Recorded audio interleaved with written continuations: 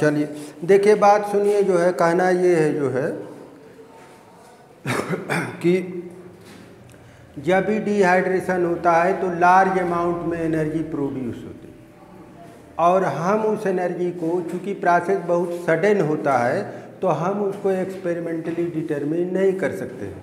लेकिन ये है कि हेस साहब की मदद से उसको हम आसानी से जो है कैलकुलेट जो है कर सकते हैं। यही बात उस दिन हो रही थी जो है, ठीक है ना। तो चलिए अब इस पे सीधे मैं न्यूमेरिकल पर आ रहा हूँ। और कुछ लिखवाए थे कि नहीं? चलिए तो लिखिए ज़रा क्वेश्चन। कैलकुलेट द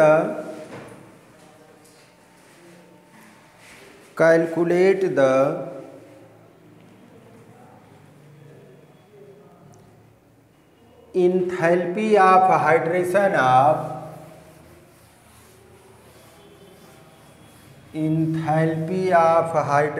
of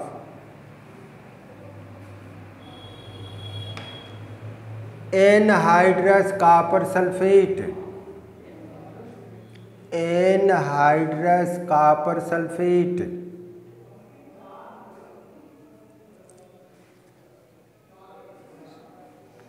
उसका फार्मूला लिख लीजिए। एनहाइड्रस कॉपर सल्फेट का फार्मूला होता है CuSO4, ब्रैकेट में लिखिए CuSO4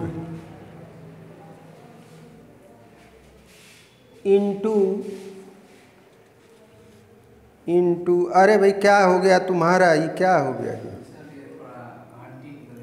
अच्छा हड्डी वाला, हम कहे कि कहीं एक्सीडेंट वगैरह हो गया। चलिए इंटू हाइड्रेटेड कॉपर सल्फेट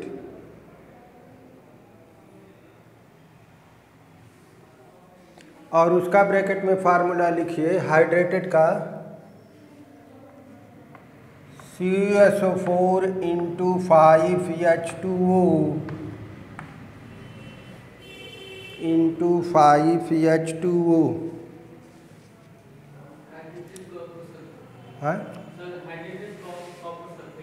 हाँ, उसके आगे फार्मूला लिखना है CuSO4 इंटू 5H2। इसको हाइड्रेटेड कॉपर सल्फेट कहते हैं, और जो ऊपर लिखे हैं उसको एनहाइड्रस कॉपर सल्फेट बोलते हैं। मैंने उसमें वाटर प्रेजेंट नहीं है। फुल स्टॉप देकर लिखेंगे given that the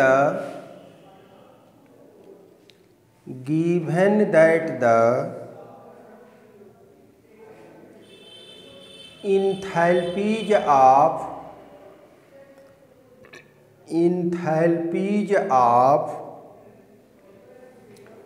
solutions of anhydrous copper sulfate and hydrated copper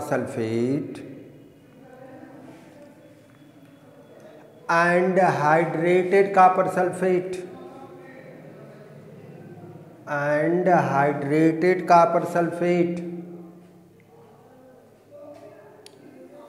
are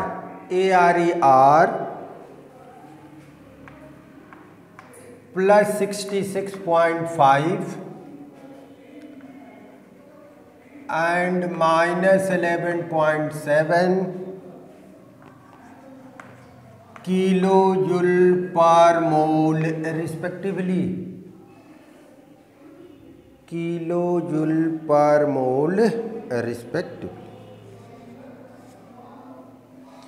चलिए क्वेश्चन को पढ़ लीजिए, और फिर इसके बाद जो गिवन दैट है सोचना है कि उसको हम रिएक्शन के फॉर्म में कैसे लिखेंगे।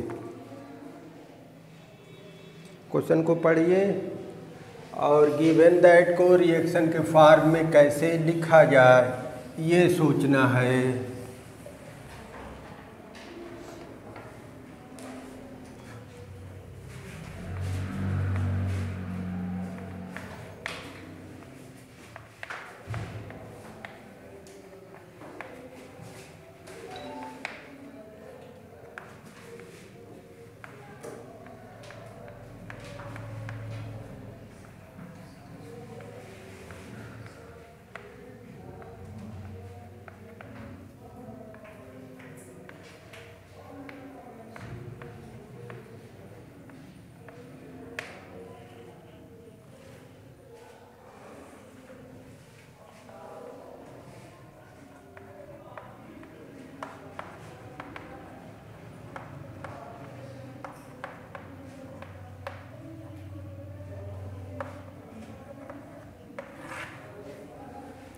पढ़ लिए। देखिए उसमें गिवन दैट में क्या कह रहा है, देखिए जो है given that the enthalpies of solution of anhydrous copper sulphate and hydrated copper sulphate. देखिए दोनों का वो सॉल्यूशन बना रहा है,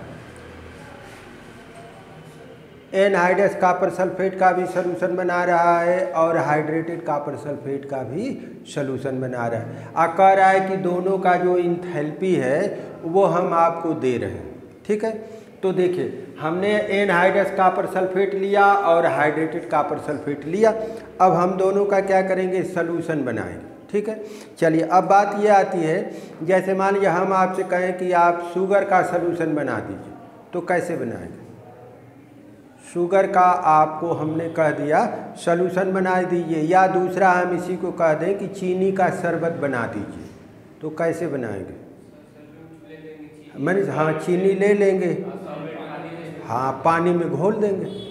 भाई सॉल्यूशन बनाने का मतलब है कि सर वाटर में हम उसको घोलेंगे, ठीक है। तो ये देखिए हमने ये कॉपर सल्फेट लिया और वाटर को हम जो है एक्वस बोलते हैं, एक्यू से रिप्रेजेंट करते हैं, पूरा फुल फॉर्म में एक्वस। एक्वस मीन्स होता है जेली। तो वाटर हमने ले लिया, अब ये सोचना है कि क्या बनेगा। तो देखिए जब हम लोग जो है, जब हम लोग चीनी को पानी में मिला के घोलते हैं तो क्या बनता है, चीनी का शरबत बनता है। किसी तरह का उसमें आयन नहीं बनता है। ये मत सोचिए कि हम चीनी घोल के और आयन पिला रहे हैं, ऐसा कुछ नहीं है। होता ये है सॉल्यूशन में कि जो चीनी के बड़े बड़े पार्टिकल हैं वो डिसोसिएट हो जाते हैं, और डिसोसिएट होकर जब छोटे छोटे हो जाते हैं तो हम लोगों को जब दिखाई नहीं देता है तो हम लोग कहते हैं कि चीनी घुल गई। जो अगर आप जो है जो शरबत बना है, अगर उससे वाटर को आप धीरे धीरे रिमूव कर देते हैं तो दोबारा चीनी वापस मिल जाएगी। ये नहीं है कि वो आयन के फॉर्म में हो गए। यानी हमारे कहने का मतलब है कि जब आप कॉपर सल्फेट को वाटर में घोलेंगे तो कॉपर सल्फेट का ही सॉल्यूशन आपको मिलेगा। तो ये देखिए ये कॉपर सल्फेट हो गया, ये वाटर हो गया, मिलेगा क्या, CuSO4 एक्वस। ये देखिए एक्वस का मतलब कॉपर सल्फेट का सॉल्यूशन, ये आपको मिलेगा जो है, ठीक है। अब देखिए अब ये सोचना है कि इसके लिए जो डेल्टा H की वैल्यू होगी वो पॉजिटिव होगी कि निगेटिव होगी, ये सोचना है। तो देखिए इसका कंसेप्ट आप ये यूज कीजिए कि जब दो को आपस में मिलाकर एक बनाते हैं तो एनर्जी रिलीज होती है। जैसे ये देखिए कार्बन और ऑक्सीजन, जब दोनों को मिलाकर CO2 बनाएंगे तो एनर्जी रिलीज होगी। वही कंसेप्ट यहाँ भी देखिए, इसको दोनों को मिलाए और यहाँ एक में कन्वर्ट कर लिया, तो इस प्रोसेस में क्या होनी चाहिए, एनर्जी रिलीज होनी चाहिए। और जब एनर्जी रिलीज होगी तो डेल्टा H की वैल्यू निगेटिव। इसीलिए देखिए लैंग्वेज में पॉजिटिव दिया हुआ, जब डेल्टा H में लिखेंगे तो वैल्यू हो जाएगी निगेटिव -66.5, और ये हो गया किलो जूल पर मोल। चलिए एक रिएक्शन हमारा कंप्लीट हो गया। अब इसी तरह से कह रहे हैं कि ये जो हाइड्रेटेड कॉपर सल्फेट है इसका भी सॉल्यूशन बनाना है। पहले ये तय हो जाए कि ये हाइड्रेटेड कॉपर सल्फेट ये सॉलिड फॉर्म में होगा कि लिक्विड फॉर्म में होगा।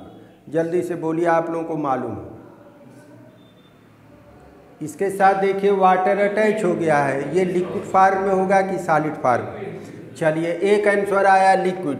सब लोगों का आंसर यही है कि दूसरा है, सब लोगों का आंसर यही है। तो आंसर यही है तो जरा इसको देखिए और इसको देख के बताइए ये सॉलिड होगा कि लिक्विड होगा। ये सॉलिड होगा।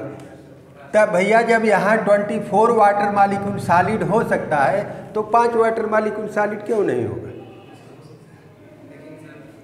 भाई बात ये आती है कि ये जब 24, आप इसीलिए ना कह रहे हैं लिक्विड है सर, ये H2O लगा हुआ है, तो जब ये 24 मॉलिक्यूल वाटर का वो सॉलिड में हो सकता है, तो यहाँ 5 वाटर मॉलिक्यूल तो हमको लग रहा है उससे और तगड़ा सॉलिड होगा। तो केवल आपको ये नहीं देखना है कि वाटर है, ये देखना है कि वाटर किस फॉर्म में। तो देखिए वाटर के 3 स्टेट होते हैं। वाटर क्रिस्टल के फॉर्म में भी पाया जाता है जो आइस होता है, तो वहाँ पर वाटर जो है क्रिस्टल वाले फॉर्म में, वो लिक्विड वाले फार्म में नहीं है। और उसी कंडीशन ये फिटकरी में भी है, इसमें भी ये क्रिस्टल के ही फार्म में होता है। तो सिंपल ये नहीं देख लेना है कि सर वाटर है।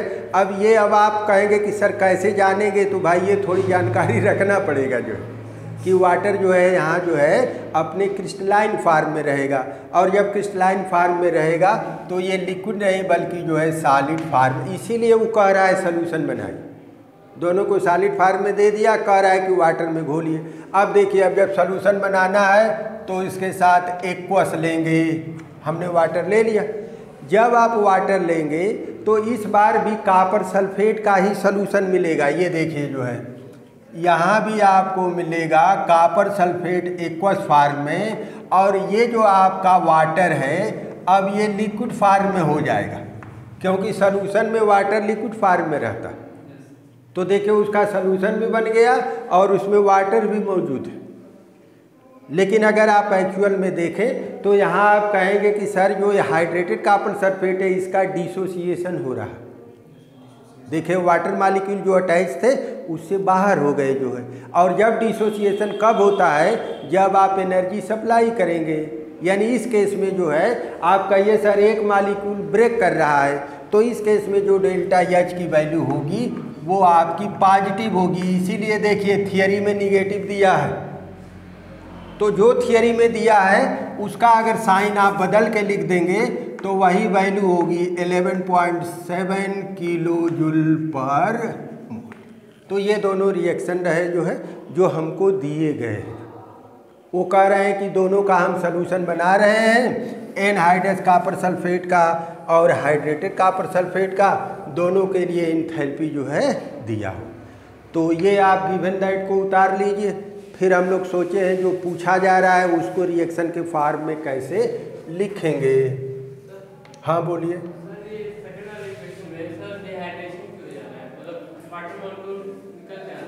भाई वाटर मॉलिक्यूल यहाँ पर क्या है, सीधे जुटा हुआ है। और जब जुटा हुआ है और जब देखिए जब उसको सॉल्यूशन में घोलेंगे तो मॉलिक्यूल थोड़ा दूर दूर जाते हैं। सॉल्यूशन में क्या होता है यही ना भाई, सॉलिड में मॉलिक्यूल पास पास है। जब उसको लिक्विड में डालेंगे तो थोड़ा मॉलिक्यूल के बीच की गैपिंग बढ़ेगी, जब गैपिंग बढ़ेगी तो अलग हो गया।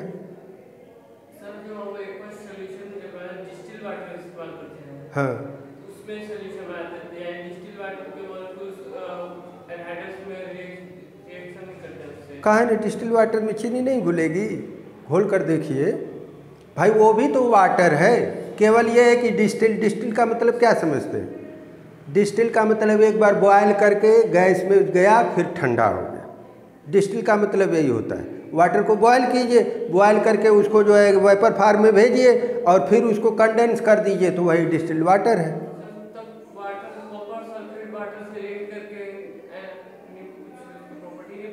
तब प्रॉपर्टी तो कहाँ नहीं, वही तो बताओ ना कि शुगर जब वाटर से रिएक्ट करता है तो कौन सी प्रॉपर्टी बदलती है, वही बात तो मैं पूछ रहा हूँ। चीनी को वाटर से रिएक्ट करके हमको पहले तय कर लो कि सर कौन सी प्रॉपर्टी बदली, वो तुम्हें नहीं बताओगे कि मेहमान को आयन पिलाते हो। देखिए एक बात जानिए, कोई भी सॉल्यूशन हमेशा इलेक्ट्रिकली न्यूट्रल होता है, चाहे वो कोलाइडल सॉल्यूशन हो चाहे किसी भी तरह का सॉल्यूशन। हाँ ये है कि कोलाइडल सॉल्यूशन का जो कोलाइडल पार्टिकल है उसके ऊपर चार्ज होता है तो उसको काउंटर बैलेंस करने वाला साइड में रहता भी है। चलो कल अब सोच के मिलना, ठीक है ना। अब यहाँ मत सोचो, रिएक्शन को उतारो, कल घर पर सोचना कि सर शुगर को वाटर में डालेंगे तो कौन सा आयन बनेगा।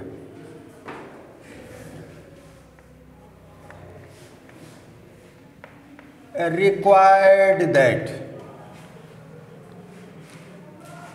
जो दिया था हम लोगों ने उसको रिएक्शन के फॉर्म में लिख लिया। अब जो पूछ रहा है उसको भी हमको रिएक्शन के फॉर्म में लिखना है।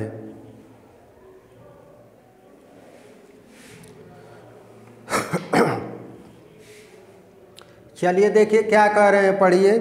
Calculate the enthalpy of hydration of anhydrous copper sulphate.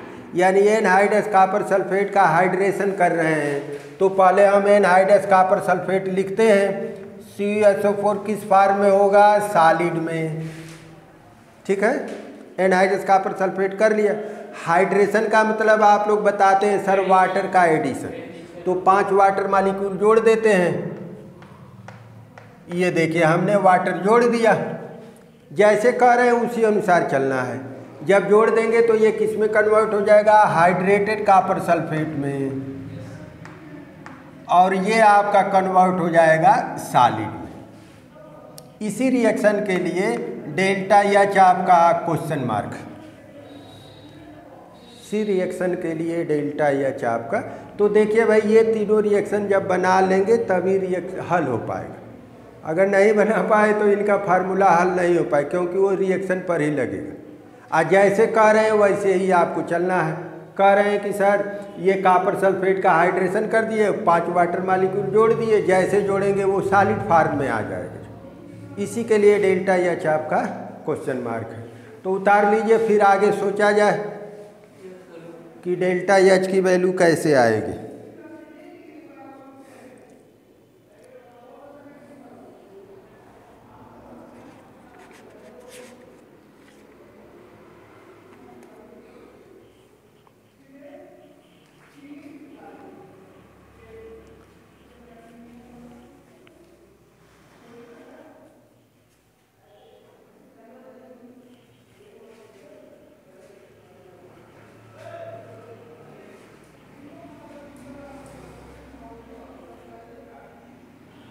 देखिए हमने आपको सोचने का तरीका 2-3 बार मैं बता चुका हूँ। आपको सोचना ये है कि सर ये रिक्वायर्ड इक्वेशन इन दोनों की मदद से कैसे आएगा, ये सोचना। और इसके लिए हमने बताया था, आप ये देखिए कि ये कॉपर सल्फेट जो है सॉलिड फॉर्म में इन दोनों में लेफ्ट में है कि नहीं। तो देखिए इक्वेशन नंबर फर्स्ट में लेफ्ट में, अब आप आगे बढ़ जाइए। ये वाटर वगैरह को ज़्यादा तवज्जो नहीं देना है, ठीक है, वो अपने आप सेट हो जाएगा। अब आप देखिए यहाँ देखिए कॉपर सल्फेट हाइड्रेटेड फॉर्म में, ये राइट में होना चाहिए। इक्वेशन नंबर सेकंड में है और कहाँ है, जो है लेफ्ट में है तो, लेकिन लेफ्ट में है। आपको किधर चाहिए, राइट में। तो आप क्या करेंगे, इक्वेशन नंबर सेकंड को रिवर्स कर दीजिए, वो बन जाएगा इक्वेशन नंबर थर्ड। तो लिखना शुरू कीजिए, reversed equation second, reversed equation second, और ये अब आपका कहलाएगा इक्वेशन नंबर थर्ड। और राइट वाले को पहले लेफ्ट में लिखिए, CuSO4 aqueous plus 5H2O liquid, change कीजिए CuSO4 इंटू 5H2O सॉलिड और प्लस एक्वी। अब उसके लिए डेल्टा एच का साइन बदल दीजिए, -11.7 किलो जूल पर मोल। तो हमने सेकंड को रिवर्स करके इक्वेशन नंबर थर्ड के रूप में लिख दिया। अब देखिए हम लोगों का इक्वेशन नंबर सेकंड समाप्त हो गया एक तरह से। अब हमारे पास इक्वेशन क्या है, फर्स्ट है और थर्ड है। तो लिखिए adding equation first and third, adding equation first and third, और दोनों को उतारिए, पहले फर्स्ट लिखिए फिर थर्ड लिखिए। CuSO4 सॉलिड प्लस एक्यू,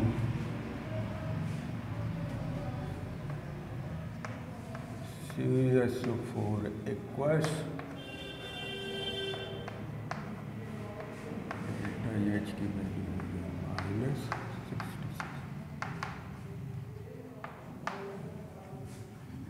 दोनों को उतारिए, फर्स्ट और थर्ड।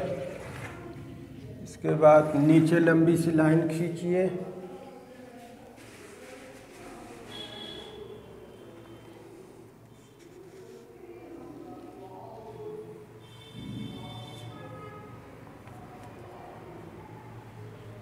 क्या मिला रहे हो, गड़बड़ा गया क्या?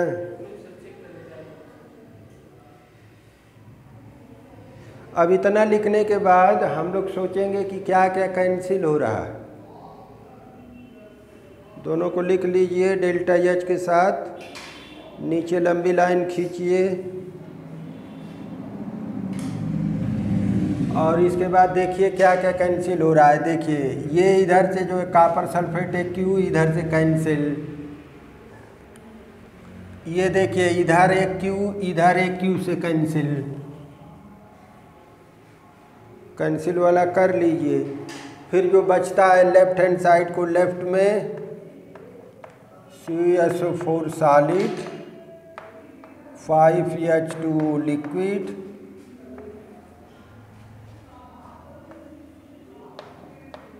CuSO4 × 5H2O solid. देखिए रिएक्शन आ गया, वही रिएक्शन आ जाना चाहिए जो रिक्वायर्ड है, तब तो भाई सही है।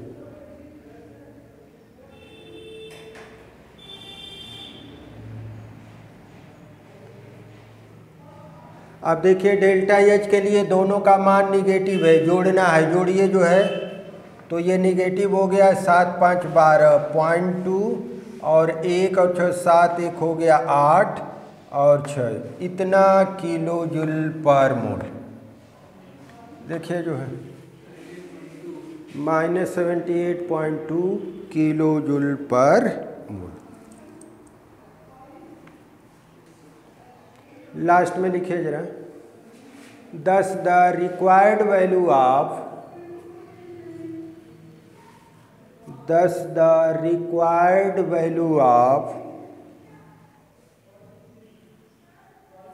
the enthalpy of hydration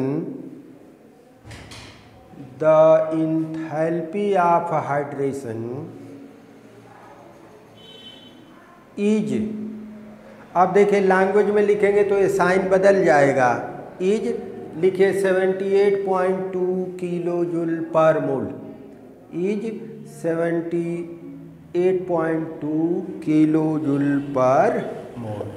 चलिए last application, application number 4।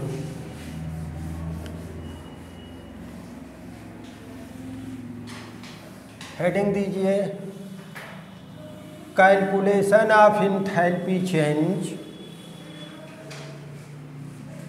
Calculation of enthalpy change for any reaction,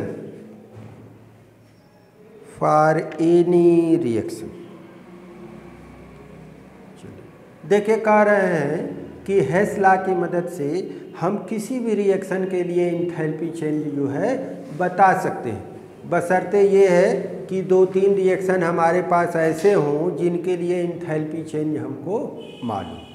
लिख लीजिए जरा, Hess law can be applied,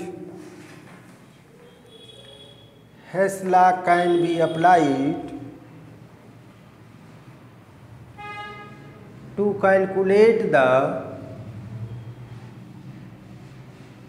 to calculate the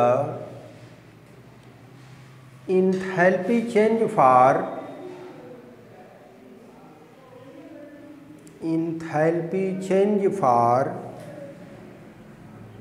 any reaction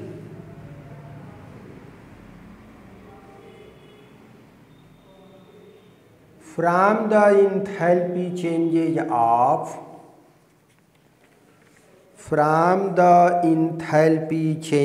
of certain other reactions,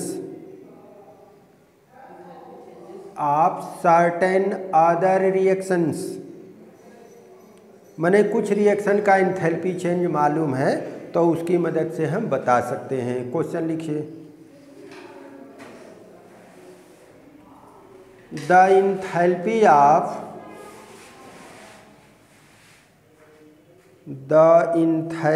of combustion of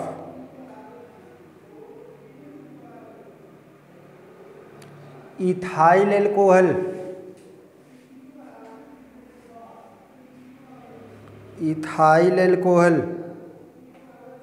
bracket में लिखेंगे C2H5OH,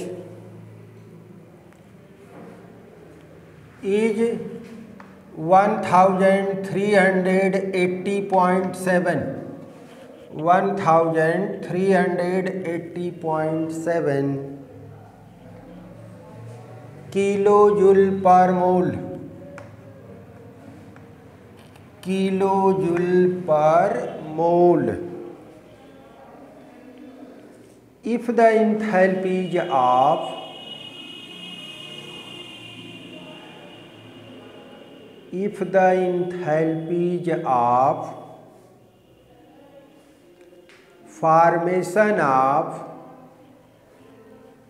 formation of CO2 and H2O are 394.5 and 286.6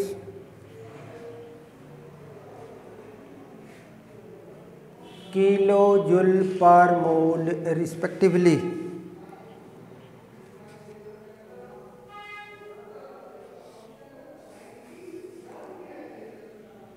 Calculate the enthalpy of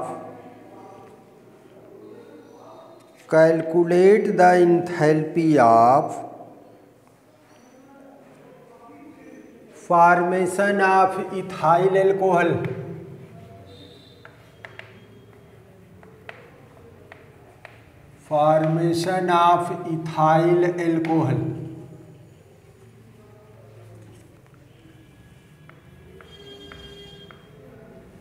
चलिए देखिए अब वो portion पढ़ा जाए जो दिया हुआ है, जो पहले उसको पढ़ते हैं जो है। देखिए लिखा हुआ है the enthalpy of combustion of ethyl alcohol, माने इथाइल एल्कोहल का कंबस्टन कर रहे हैं उसके लिए डेल्टा एच की वैल्यू दिया हुआ है। ठीक है, तो चलिए इथाइल कंबस्टन माने ऑक्सीजन के साथ उसको रिएक्ट कराइए। तो ये देखिए ये हो गया हमारा C2H5OH। कंबस्टन मीन्स इसको ऑक्सीजन के साथ रिएक्ट कराइए। अब सोचा जाए कि क्या बनेगा। लिक्विड गैस का बहुत चक्कर नहीं, चाहे तो लिख भी सकते हैं, नहीं तो उसी क्रम में वो रहेगा। चलिए अब देखिए सोचना है कि जब इथाइल एल्कोहल को ऑक्सीजन के साथ रिएक्ट करें तो क्या बनेगा, और कार्बन डाइऑक्साइड। अब देखिए सोचने का तरीका क्या है। सोचने का तरीका ये देखिए, ये इथाइल एल्कोहल में कौन कौन एलिमेंट है। हाँ, कार्बन है, ऑक्सीजन है, हाइड्रोजन है। तो जब कार्बन ऑक्सीजन से मिलेगा तो किस में कन्वर्ट होगा, CO2 में। जब हाइड्रोजन ऑक्सीजन से मिलेगा तो किस में कन्वर्ट होगा, वाटर में। और जब ऑक्सीजन ऑक्सीजन से मिलेगा तो भाई 3 एलिमेंट की बात किए थे ना। तो कार्बन तो ऑक्सीजन से मिलके कार्बन डाइऑक्साइड, हाइड्रोजन ऑक्सीजन से मिलके वाटर, और जब ऑक्सीजन ऑक्सीजन से मिलेगा तब क्या बनेगा। चलिए अब दूसरी बात बताइए, मान लीजिए 1 लीटर दूध है, 2 लीटर और मिला दिए तो क्या बन गया, दूध ही रहेगा। भाई जब 1 लीटर था 1 लीटर और मिला दिए तो वही रहेगा। तो सर ऑक्सीजन ऑक्सीजन का कोई रिएक्शन नहीं हो। वो जो ओजोन की बात करते हैं, वो ओजोन आपका एक अलग तरह का मॉलिक्यूल है जो, ठीक है ना, वो स्पेशल कंडीशन है। जब ऑक्सीजन जो है दूसरे ऑक्सीजन एटम के साथ जब मिलता है जो कि हाईली रिएक्टिव होता है तो उस तरह की कंडीशन बनती है। तो यहाँ सीधा समझिए सर 3 एलिमेंट है, कार्बन डाइऑक्साइड में, हाइड्रोजन वाटर में, ऑक्सीजन ऑक्सीजन के साथ कोई रिएक्शन नहीं करे। चलिए अब देखा जाए ये बैलेंस है, नहीं तो पहले कार्बन की बात करते हैं, 2 से मल्टीप्लाई कर दिया कार्बन, तब हाइड्रोजन की बात करते हैं, 5 और 1 6 हो गया, 3 से मल्टीप्लाई करते हैं। देखिए अब ऑक्सीजन की बात करते हैं, ऑक्सीजन इधर 3 है, इधर बैलेंस हो गया,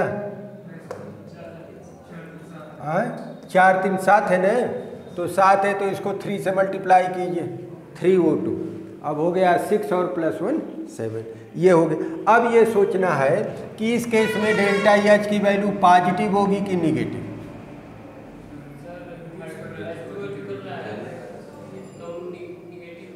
सोचिए, जहाँ भी ये देखिए ऑक्सीजन जब भी रिएक्ट करेगा तो वैल्यू निगेटिव होनी चाहिए। वैसे देखिए लैंग्वेज में इन्होंने क्या लिखा है, लिखा है the enthalpy of combustion, combustion मैंने उसको जला रहे हैं, ठीक है। जब भी किसी चीज़ को जलाएंगे तो हीट प्रोड्यूस होगी, यानी डेल्टा एच की वैल्यू क्या होगी, निगेटिव -1380.7 किलो जूल पर मोल।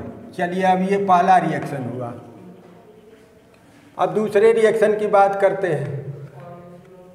हाँ देखिए दूसरा में कह रहे हैं if the enthalpy of formation of carbon dioxide water, दोनों का भाई फार्मेशन कर रहे हैं। ये देखिए एक रिएक्शन में कार्बन डाइऑक्साइड बना रहे हैं, दूसरे रिएक्शन में वाटर बना रहे हैं। ये देखिए जो फार्मेशन का मतलब उसको बनाना, दोनों को बना लिया। अब ये सोचना है कि कार्बन डाइऑक्साइड कैसे बना होगा, यानी कार्बन डाइऑक्साइड में कौन कौन एलिमेंट है, उनको उनके स्टैंडर्ड स्टेट में लिख दीजिए। तो कार्बन का हो गया C, ऑक्सीजन का हो गया O2। पहला रिएक्शन देखिए कंप्लीट हो गया। इसी तरह से वाटर में जो एलिमेंट है, तो हाइड्रोजन के लिए आप लिख दीजिए H2 और ऑक्सीजन के लिए लिखेंगे हाफ O2। देखिए वाटर ऐसे बना हुआ, आपको देखना है कि उसमें कौन कौन एलिमेंट है, उनको स्टैंडर्ड स्टेट में लिख देना। अब ये देखिए, अब यहाँ दोनों ही जगह ऑक्सीजन रिएक्ट कर रहा है, तो वैल्यू पॉजिटिव होगी कि निगेटिव, सोचिए। हाँ दोनों जगह वैल्यू आपकी जो है निगेटिव होगी, इसीलिए देखिए लैंग्वेज में दोनों वैल्यू पॉजिटिव दिया। तो लिख लीजिए, रिएक्शन को उतारिए।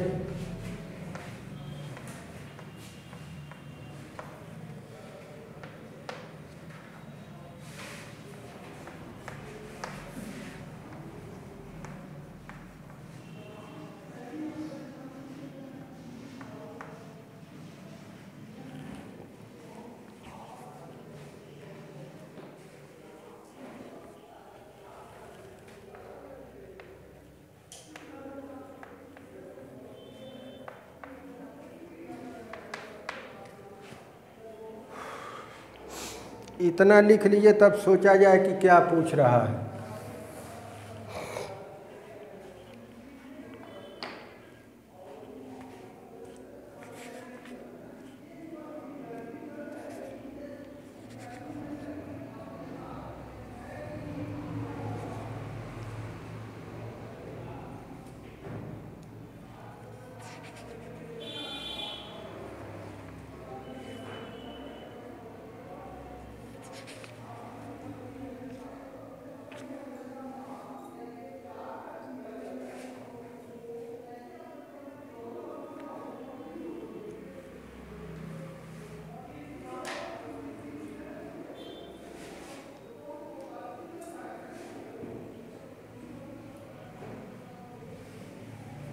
जो पूछा जा रहा है उसके बारे में सोचिए, जो लोग उतार लिए हों उसके बारे में सोचिए कि रिएक्शन कैसे बनेगा। रिक्वायर्ड दैट, देखिए जो कहता है ना वो काम कर लीजिए, इसके बाद सोचना शुरू कीजिए। देखिए क्या कह रहा है, कह रहा है कि calculate the enthalpy of formation of ethyl alcohol. तो पहले इथाइल एल्कोहल ही बना लेते हैं, C2H5OH हमने बना लिया, इसी के लिए डेल्टा H हमारा क्वेश्चन मार्क है। जो वो कह रहे हैं वो कर लीजिए। तो इथाइल एल्कोहल की फार्मेशन की पूछ रहे हैं, बना लिया, इसी का डेल्टा H क्वेश्चन मार्क है। अब हम लोगों को सोचना ये है कि इस इथाइल एल्कोहल में कौन कौन एलिमेंट है, उसकी मदद से इथाइल कंपाउंड नहीं खोजना है, एलिमेंट खोजना है। तो कार्बन है, हाइड्रोजन है, ऑक्सीजन है, तीनों को उनके स्टैंडर्ड स्टेट में लिख दीजिए। तो कार्बन का होता है C, तो यहाँ कितने कार्बन है, 2, तो ये हो गया 2C। अब आगे बढ़िए, हाइड्रोजन है, हाइड्रोजन कितने हैं, 6 हैं, और हाइड्रोजन का होता है H2, 3 से मल्टीप्लाई कर दीजिए। फिर इसके बाद क्या हो गया, ऑक्सीजन, तो O2 होता है, तो हाफ कर दीजिए। ये सोचना है कि ये जो बना है इसमें कौन कौन एलिमेंट है, ये नहीं सोचना है कि कौन सा कंपाउंड होगा जिससे इथाइल एल्कोहल बना हो। तो देखिए रिएक्शन मेरा कंप्लीट हो गया। हाँ अरे भाई यही का वो है, एक ही वो है ना, तो वो हाफ O2 लिखेंगे तभी ना होगा। ये नहीं कि वो नहीं लिखेंगे, O2 ही लिखेंगे। हाँ, स्टैंडर्ड स्टेट में लिखना है। हाँ ठीक है, इतनी बात। अब देखिए इसके बाद का काम आप घर पर करेंगे, जगह छोड़ देंगे। मैं बता रहा हूँ कि करना क्या है। देखिए मैं बार बार यही समझा रहा हूँ। अब देखिए इन तीनों की मदद से इस इक्वेशन को लाना है, ये दिमाग में हो जाना चाहिए कि सर 3 की मदद से इसको लाना है। अब इसके लिए सोचना क्या है, सोचना ये है कि कार्बन जो है सॉलिड, कार्बन जो है लेफ्ट में होना चाहिए। देखिए कार्बन लेफ्ट में है, इक्वेशन नंबर 2 में तो है, लेकिन हमको 2C चाहिए और वहाँ क्या है, केवल C है।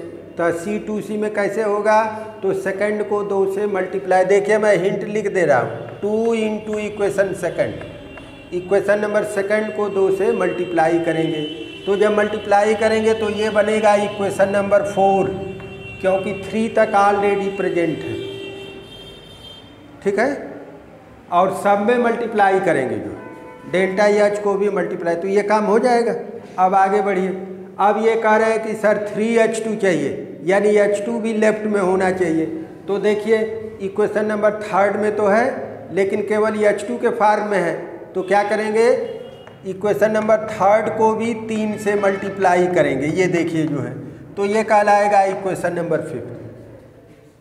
बात समझ में आ रही है ना। चलिए अब देखिए, अब बात ये करते हैं हाफ O2, तो ये ठीक है। ये C2H5OH की बात करिए, ये राइट में होना चाहिए। हमारे पास C2H5OH है, इक्वेशन नंबर 1 में है, लेकिन लेफ्ट में है। तो क्या करेंगे, हाँ रिवर्स करेंगे, रिवर्स इक्वेशन नंबर 1, तो ये कन्वर्ट हो जाएगा इक्वेशन नंबर 6 में। अब ये 3 आपको नए इक्वेशन मिल गए, एक 4th मिलेगा, 5th मिलेगा, 6th मिलेगा। अब ये तीनों आपके एकदम चेंज हो गए। इन तीनों को एक साथ जोड़ देंगे, ये आ जाएगा, और वही डेल्टा H की वैल्यू। तो इतना हिंट आप कहीं लिख लीजिए, आप समझ भी रहे होंगे, ऐसा नहीं है कि नहीं समझ, इतना हिंट काफ़ी है। मैं आंसर बता रहा हूँ कितना आएगा, आप कर लीजिएगा। नहीं आएगा तो मैं कल दोबारा बताऊँगा, लेकिन आप करेंगे तो आ जाएगा। जो हिंट हमने दिया है इस आधार पर आप कर लेंगे जो है। और मैं आंसर बता रहा हूँ, डेल्टा H की वैल्यू आएगी -268.1 किलो जूल पर मोल। ये आपका आंसर है।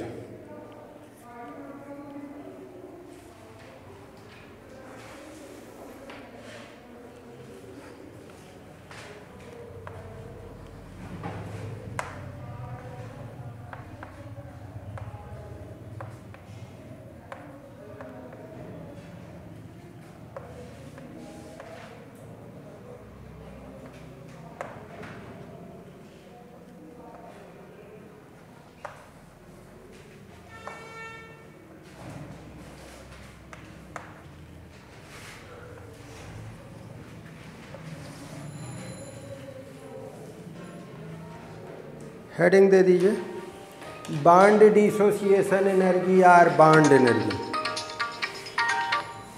हेलो, हाँ नमस्कार, बताइए। हाँ कोचिंग में है। अच्छा,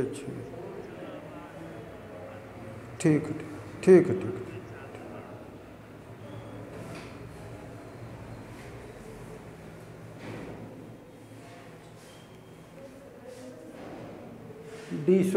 बॉन्ड डिसोसिएशन एनर्जी और बॉन्ड एनर्जी,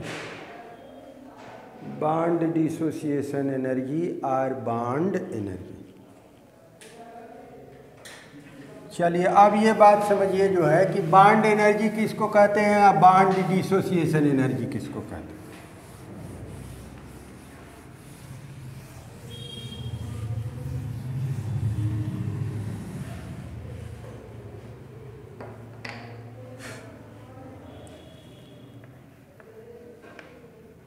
ये देखिए यहाँ पर हमने H2 मॉलिक्यूल लिख रखा है जो है, और ये कै मोल है जो है, 1 मोल है।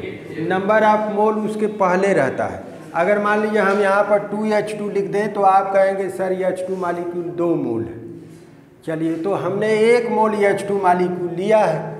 देखिए, अब इसको हम ऐसे भी लिख सकते हैं, H सिंगल बॉन्ड H, चाहे H2 लिखिए या H सिंगल बॉन्ड H लिखिए जो है।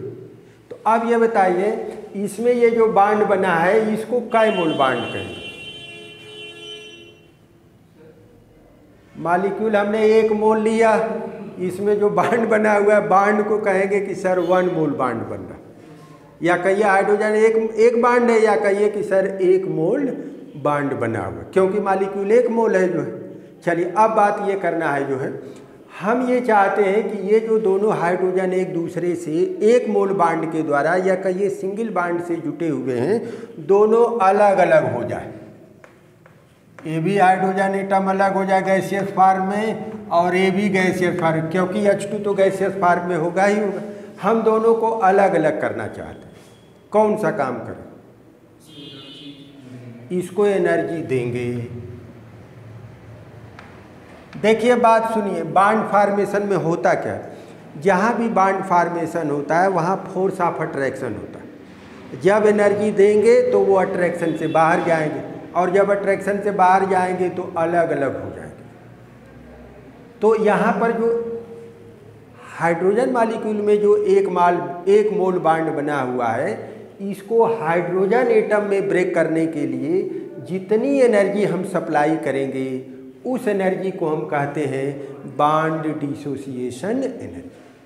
लेकिन ये ध्यान देना है भाई कि 1 मोल बॉन्ड की ही बात होनी चाहिए, कि 1 मोल बॉन्ड को उनके एटम में अलग अलग डिसोसिएट करने के लिए जितनी एनर्जी देंगे उसको कहेंगे बॉन्ड डिसोसिएशन। ठीक है। इस केस में जो एनर्जी होगी उसकी वैल्यू पॉजिटिव होगी कि निगेटिव? इसके लिए डेल्टा H की वैल्यू पॉजिटिव होगी कि निगेटिव? इसके लिए डेल्टा H की वैल्यू पॉजिटिव होगी। ठीक है। चलिए, अब दूसरी बात आइए, हम ये कह रहे हैं कि दोनों हाइड्रोजन एटम अलग अलग हैं। ये देखिए, दोनों को मिला के आप H2 मालिक्यूल का फॉर्मेशन कर दीजिए। ये देखिए, ये भी गैसियस फॉर्म है। दोनों अलग अलग थे, दोनों को हमने जो है मिला के H2 मालिक्यूल बना दिया। अब आप बताइए, इस केस में एनर्जी देना पड़ेगा कि एनर्जी रिलीज होगी? अब एनर्जी रिलीज होगी, यानी इस केस में डेल्टा H की वैल्यू निगेटिव। तो देखिए, अब हम ये कहना चाह रहे हैं कि सर बॉन्ड एनर्जी कभी पॉजिटिव भी होगी, कभी निगेटिव भी होगी। अब आपको ये तय करना पड़ेगा कि बॉन्ड को ब्रेक कर रहे हैं कि बॉन्ड का फॉर्मेशन कर रहे हैं। अगर बॉन्ड का ब्रेक करेंगे तो हम उसको बॉन्ड डिसोसिएशन एनर्जी कहेंगे, और उसकी वैल्यू आपकी जो है पॉजिटिव होगी। और अगर नया बॉन्ड का फॉर्मेशन होगा तो उस समय जो है एनर्जी रिलीज होगी और उसकी वैल्यू आपकी जो है निगेटिव। तो ये ध्यान देना पड़ेगा कि सर डेल्टा H का साइन यहाँ पॉजिटिव होगा कि निगेटिव, क्योंकि वो दोनों हो सकता है। अब यहाँ पर नियम ये नहीं लागू हो पाएगा कि सर लैंग्वेज में प्लस लिखाए हैं और जब डेल्टा H के टर्म लिख देंगे तो माइनस हो जाएगा। आपको हर स्टेप पर सोचना है कि सर एनर्जी रिलीज हो रही है कि एनर्जी देना पड़ रहा है। अगर रिलीज हो रही है तो निगेटिव और देना पड़ रहा है तो वैल्यू पॉजिटिव। तो अब यह है कि सर बॉन्ड एनर्जी को तब एक्सप्लेन कैसे करें? तो हम बॉन्ड एनर्जी को दोनों तरीके से एक्सप्लेन कर सकते हैं। अगर ऑलरेडी बॉन्ड बना हुआ है तो हम कहेंगे कि 1 मोल बॉन्ड को ब्रेक करने के लिए जितनी एनर्जी सप्लाई करेंगे उसको कहेंगे बॉन्ड डिसोसिएशन एनर्जी, या 1 मोल बॉन्ड के फॉर्मेशन में जितनी एनर्जी रिलीज होती है उसको भी हम कहेंगे बॉन्ड एनर्जी। तो आप दोनों तरह से डिफाइन कर सकते हैं, निगेटिव और पॉजिटिव, बॉन्ड को या तो बना के या तो बॉन्ड को ब्रेक करके। अब बात ये आती है कि सर यहाँ तो हमारा मॉलिक्यूल डाई एटॉमिक था। अगर मान लीजिए हम इस तरह का मॉलिक्यूल लेते हैं, ये देखिए हमने मेथेन ले लिया, तो मेथेन में तो स्थिति ये है कि मॉलिक्यूल तो एक ही मोल है, लेकिन बॉन्ड कितने हैं? 4। देखिए एक कार्बन के साथ 4 हाइड्रोजन एटम लगे हुए। तो ये देखिए, ये आपका अगर नंबरिंग कर दे फर्स्ट, सेकंड, थर्ड और फोर्थ, ये यहाँ पर 4 CH बांड होंगे, क्योंकि एक का ऑक्सीजन है, 4 हाइड्रोजन है, तो सॉरी एक कार्बन है, 4 हाइड्रोजन है, तो कार्बन के साथ चारों हाइड्रोजन अलग अलग लगे, तो यहाँ पर 4 CH बांड। तो जब यहाँ पर जो डेल्टा H आप निकालेंगे तो ये 4 CH बांड के लिए आएगा।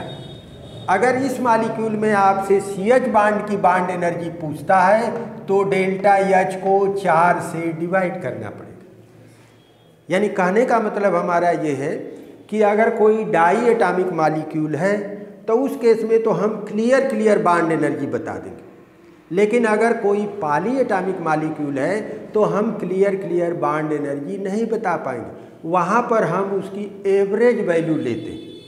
अब आप ये कह सकते हैं कि सर ये चारों जो है कार्बन हाइड्रोजन बांड तो एक ही तरह के हैं, तो चारों की एनर्जी सेम होगी। ऐसा नहीं, प्रैक्टिकली ये पाया गया है कि चारों बांड की बांड एनर्जी जो है अलग अलग होती है। देखने में चारों एक जैसे लग रहे हैं, लेकिन जैसे एक हाइड्रोजन हटा इस पर कोई चार्ज आएगा, जब चार्ज आएगा तो या तो अट्रैक्शन बढ़ेगा या तो घटेगा, फिर एक हटा तो फिर कुछ चार्ज आएगा, फिर अट्रैक्शन बढ़ेगा या घटेगा।